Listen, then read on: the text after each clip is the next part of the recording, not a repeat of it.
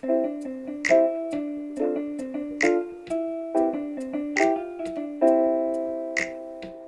welcome to the first episode of my new podcast on healing workplaces, where I will be shedding light on toxicity in the workplace and where I will be helping you and organizations to rise above it.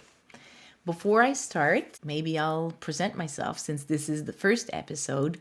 I am a professor of industrial organizational psychology. I teach employee selection and team management. I am also a clinical and industrial organizational psychologist. I study dark personalities in the workplace. I study also abusive behaviors, abusive and positive leadership, employee mental health, and toxic workplaces. I consult with organizations, and I wrote a book in 2021 on dark personalities in the workplace. So, of course, I will be talking about dark personalities in the workplace, narcissism, Machiavellianism, and psychopathy, how they enter organizations, and how they are a part of creating toxic workplaces. Now, why did I decide to create a podcast? Well, I've been writing academic research articles for many years, and I've been presenting in organizations and in academic conferences around the world for years. And I've realized that my goal for doing research has always been to try to help organizations and employees.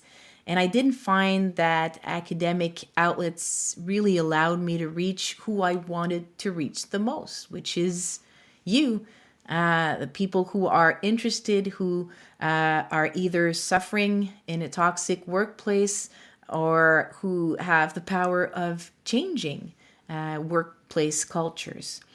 So I love teaching, and about a year ago I started being more active on the LinkedIn platform, and it allowed me to create collaborations and to reach employees and managers and people who are working hard and making important changes to make workplaces better. The collaborations that I made on LinkedIn have led to creating new ventures, to writing articles, and really making a difference. And I've received messages from employees and managers who mentioned that my posts had helped them manage difficult situations in the workplace. And I thought that there might be another way to reach people and connect with them.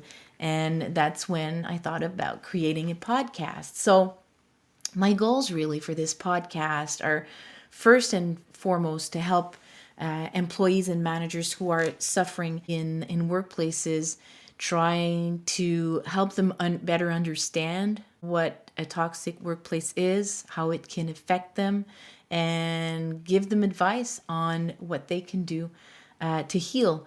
And so what I want to do is to share my research results and reflections on how to better understand the elements that make workplaces toxic, how to heal workplaces, and how to help employees and managers to continue to have these important conversations. And because I think they are the beginning of what can be an amazing change for workplaces. I love teaching. For me, it's a privilege and a passion.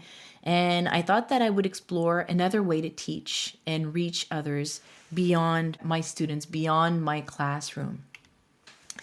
So for now, the format is audio only. I'm starting a new adventure with you.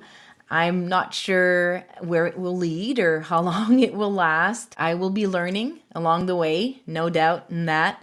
And I hope you will too. Your comments will inspire future episodes.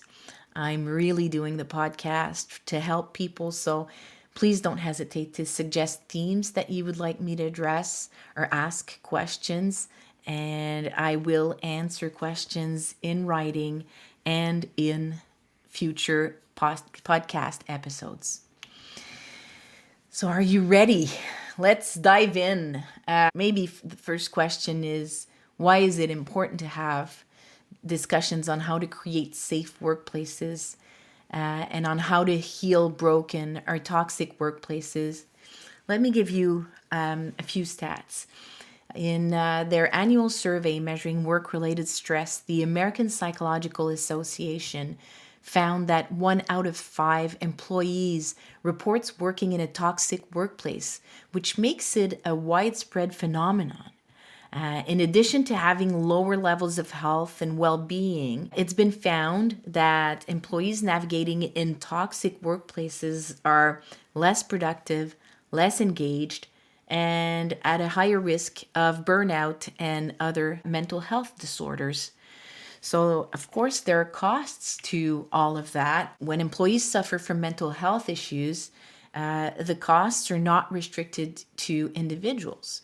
In fact, it is estimated that employee mental health issues cost the Canadian economy over $50 billion annually, with $20 billion stemming directly from workplace losses. That's in Canada.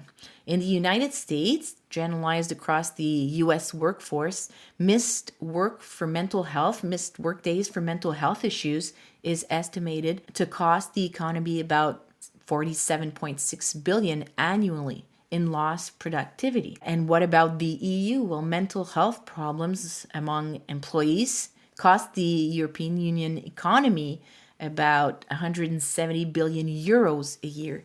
So it's safe to say that the cost goes further than just affecting people's well-being. It affects companies and it affects a country's economy.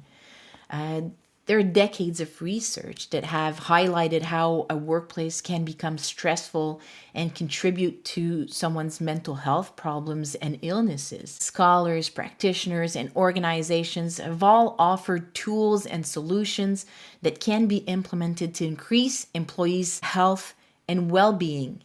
Yet, in 2022, the U.S. Surgeon General called attention for the first time to how toxic workplaces can harm employees' physical and mental health. And it's quite a striking conclusion from the head of an agency whose primary responsibility is managing epidemics, pandemics, and regulated drugs. Despite all these initiatives and warnings, very little has changed in the past years.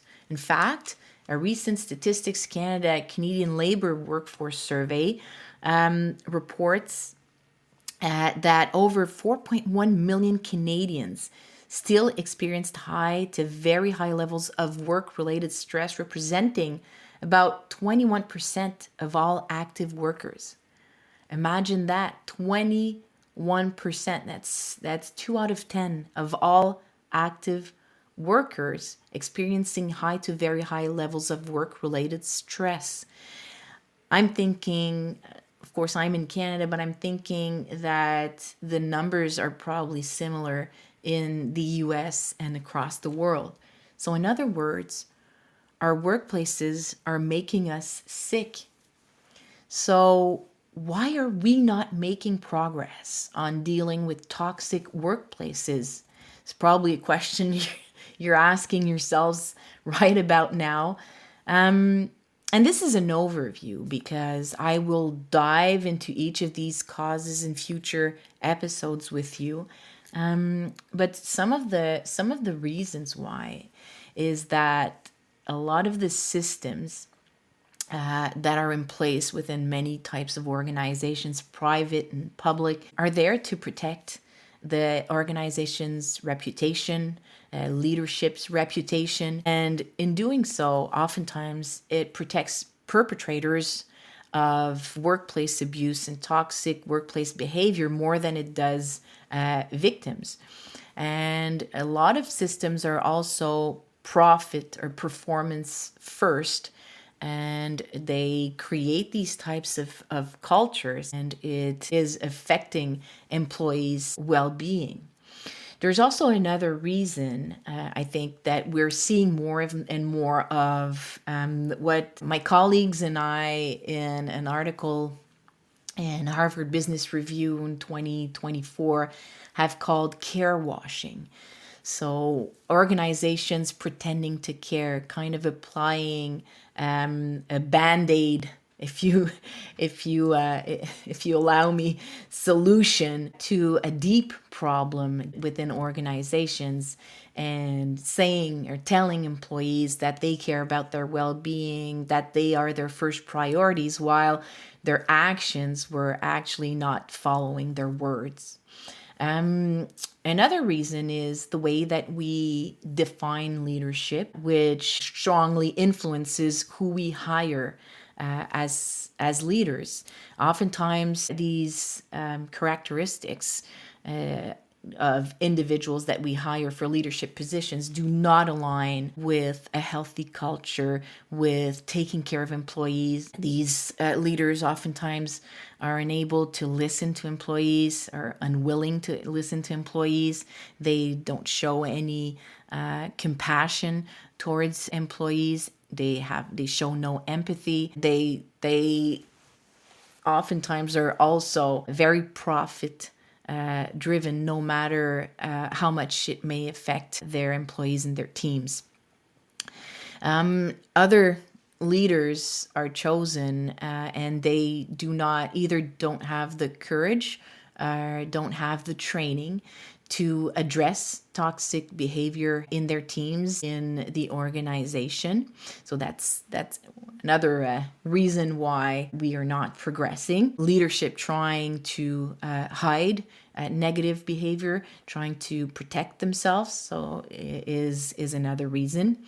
And another one that we will also address eventually is HR, human resources, who oftentimes are not given enough training to deal with toxic behaviors, or individuals who are making the workplace toxic.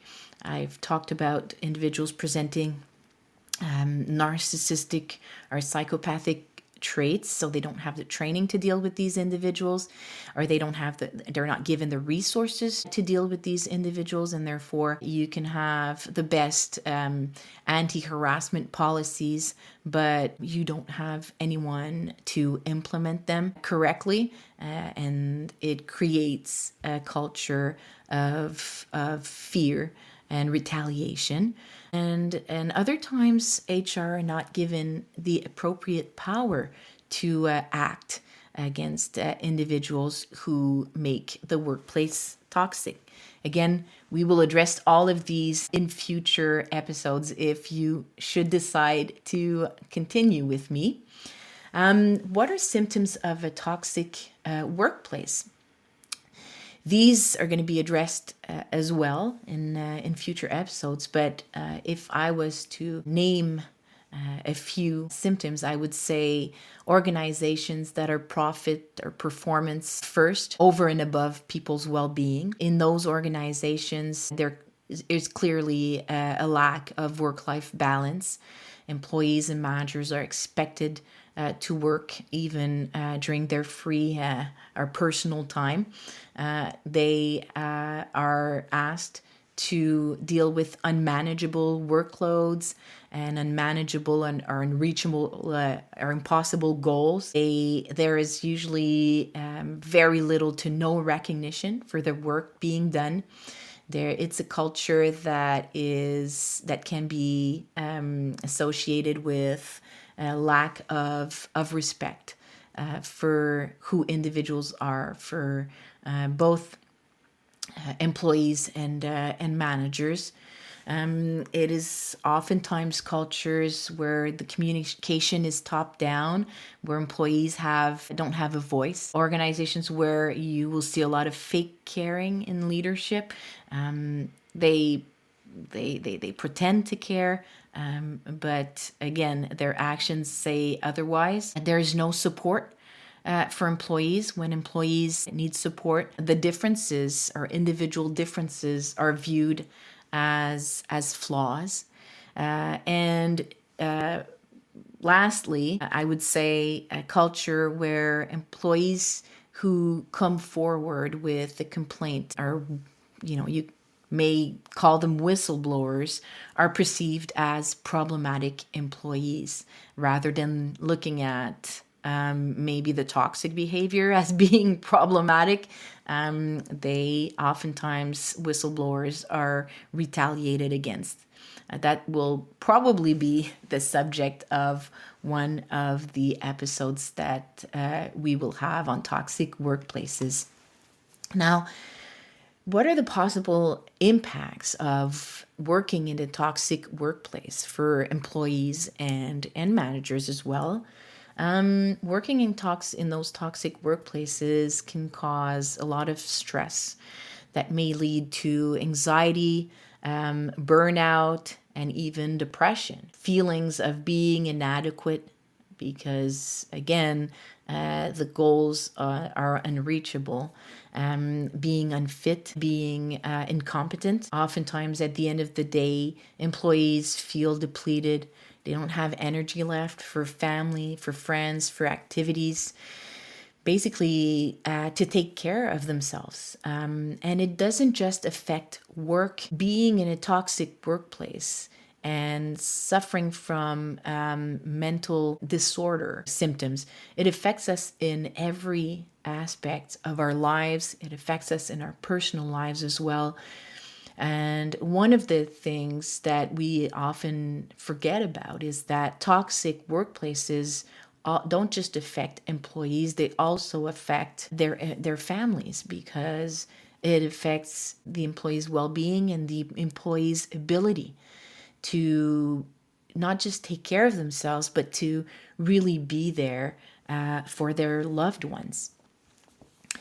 What can be done? I don't have all the answers.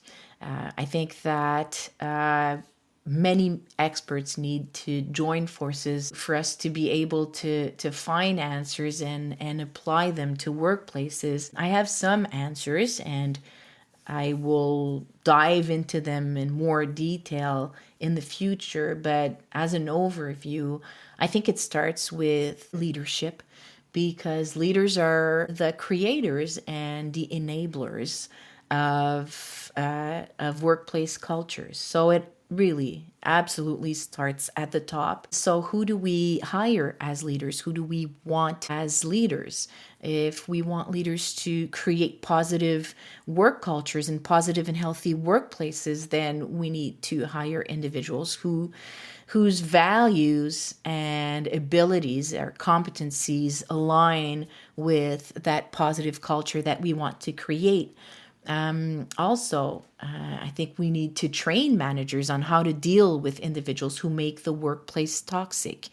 So it's not just about having the courage, but it's also about having the tools to do that. And I've talked to many managers who have had a very, very hard time, and it also affected their own well-being when they tried to deal with individuals who made the workplace toxic, because they didn't have the support of higher management. They didn't have the support of the boards, or they didn't have the support and the help from HR that they needed. So managers absolutely need to have training and the means to be able to deal with these individuals. Also, human resources, I've talked about it a little bit before, but need to have training, and they need tools to be able to address toxic workplace behavior. Adding positive can help. So I hear a lot of, giving mental health sessions, adding yoga to, in sessions to the workplace, and gyms, and all the positive that is being the positive initiatives that HR or leadership can have. That's all great, but it all comes down to really making people accountable. That is essential if we want to deal with toxicity in the workplace, and addressing the toxic behavior. You can't just try to hide it and then add some positive on top of it. The toxicity will just continue spreading. Moving individuals who create toxic workplaces around in the workplace also isn't a good way to deal with toxicity in the workplace and to create a safe culture. I think that creating safe cultures is done through actions, not words. And that is one thing that we will be talking a lot about in the next episode.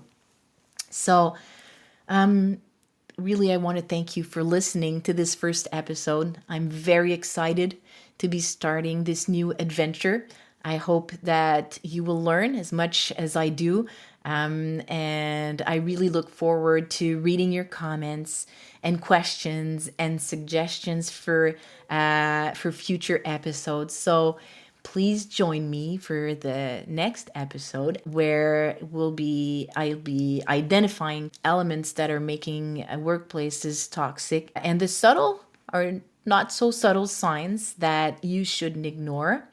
And I will also give you advice on how you can address these toxic behaviors or toxic situations. I can't wait to continue this discussion with you. And until then, take care of yourself and the people around you. Bye bye.